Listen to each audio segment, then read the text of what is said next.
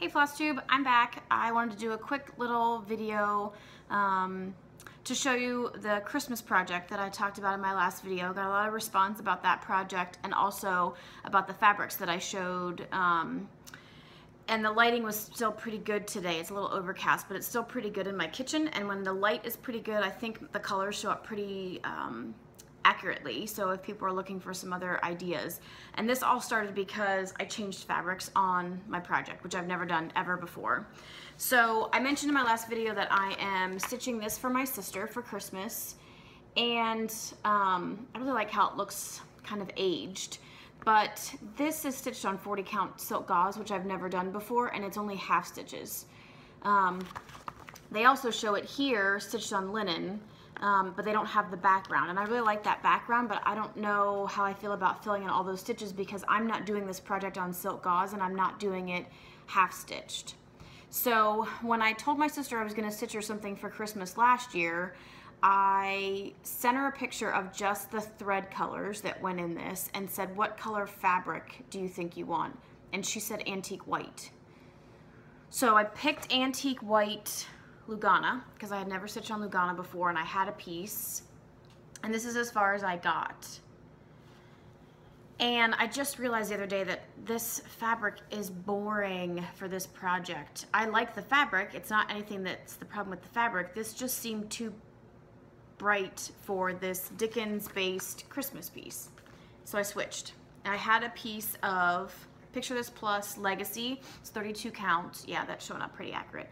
In my stash, so I switched, and I felt so much better. Like breathed a sigh of relief, felt so much better. But now I'm questioning the colors of the floss. So I'm using the colors that are called for, and the problem with this pattern is she gives you the colors if you stitch it on the gauze.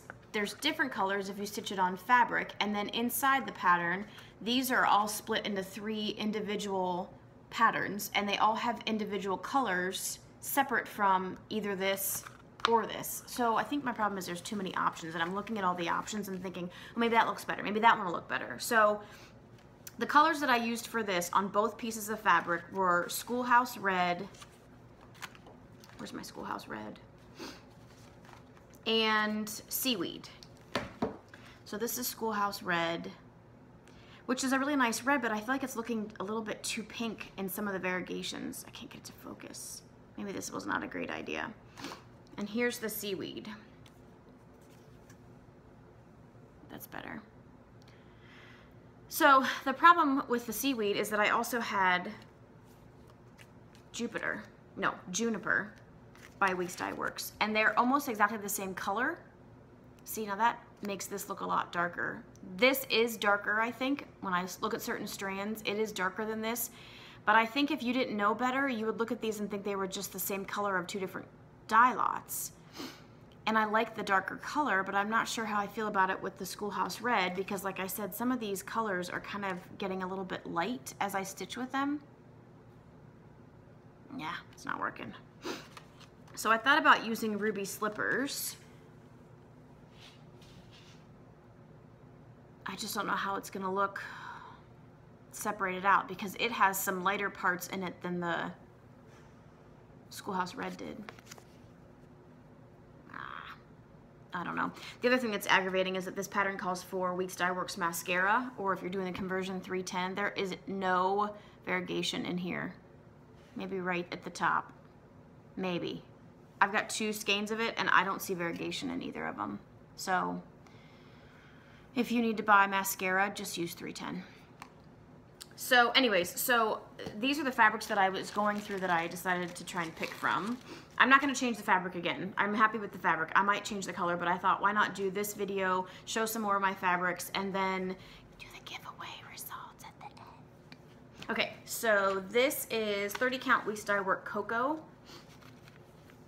And I like this color. It's a nice little aged look, but it's too dark for this colors. For me, I think it's too dark. I think it probably would be okay, but I feel like it's just too dark. So I decided not to do it. The other one I had it narrowed down to was Picture This Plus. How do you think you say that?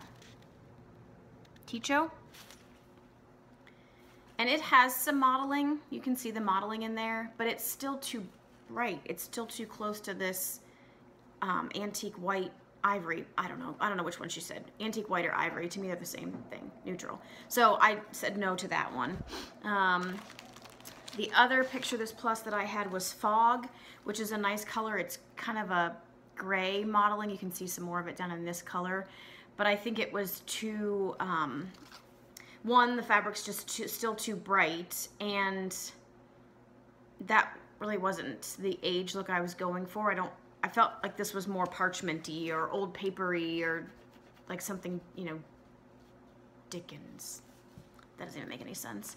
And then I was also going to consider this one because it's opalescent. This is one of the Chromatic Alchemies that I purchased earlier this year.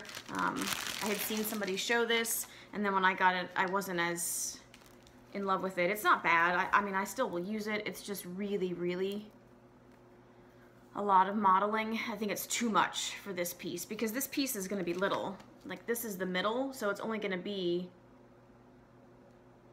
you know, it's little. So I just felt like this was too much. And then with the glitter, which I don't know if you, yeah, you can see the glitter. Yeah, that's showing up pretty true to life. I just felt like it was too much. So, okay, so that's it. So just a quick one, just to show people some more fabrics and to show you that I restarted a project, and that's as far as I've gotten in like a day and a half of stitching. Work has been crazy with the holiday. I'm on call. The practice owners are out of town, and it seems like the farther away they go, the crazier the practice gets, and I kind of get left in charge because I've been there the longest. And they're in Alaska, which is pretty as much as far away as you can get from Ohio without leaving the United States. So it's crazy. So I'm gonna blend the giveaways with this one and upload it and contact the winners. But thanks to everybody who entered. Everybody seemed really excited about it. I was relieved that people were so excited about the options that I picked, because you never know when you're picking things like that if it's anything that anybody else wants. So thanks to everybody who entered. Thanks to everybody who watched and commented. Thanks to all my subscribers, anybody who's new since my last video. I really appreciate it. Hey everybody, I'm back to do my giveaway. Thanks to everyone who commented on my last video and left messages of congratulations and entered my giveaway. I was excited about how many people were excited about all the giveaway options. So let's get started. I've got my random.org pulled up here. The first prize was $30 to your favorite fabric provider. There were 126 entries in that one. So we will generate. The winner is number 69. Number 69, I'm gonna see if I can get my paper in here. 69. You should see the setup I have to get this going because I don't have an iPad or Frankie Easter has won the fabric. I don't have an iPad or a laptop, so I'm trying to do this giveaway on my phone. So I have a quote-unquote tripod set up. Okay, let me circle that. So Frankie Easter, congratulations. You have won the gift certificate to fabric. So I will contact you to see where you would like that. All right, the second giveaway was to the Etsy shop, ShopMAEDesigns, and that is the 3-piece set of the Q-snap cover, the Notions pouch, and then the project bag. There were 113 people who entered that one. So let's go 13. And the winner is 32. Number 32 is, let's see if I can get it. Yes, I wrote these all out. Pam E. So congratulations, Pam. I will contact you. 32. And then the last giveaway was for a $30-ish gift certificate, well no, shopping spree by me to Keepsakes, my local LNS. I will pick some things out for you based on what you tell me you like and don't like. And there were 125 people that entered that one. So let's generate. The winner is number 34. And number 34 is, where is it? Pat Van Brett. Is that how you say your last name, Pat? I apologize if I mispronounced it. So congratulations, Pat. Congratulations to everybody, and thank you again, everybody who entered.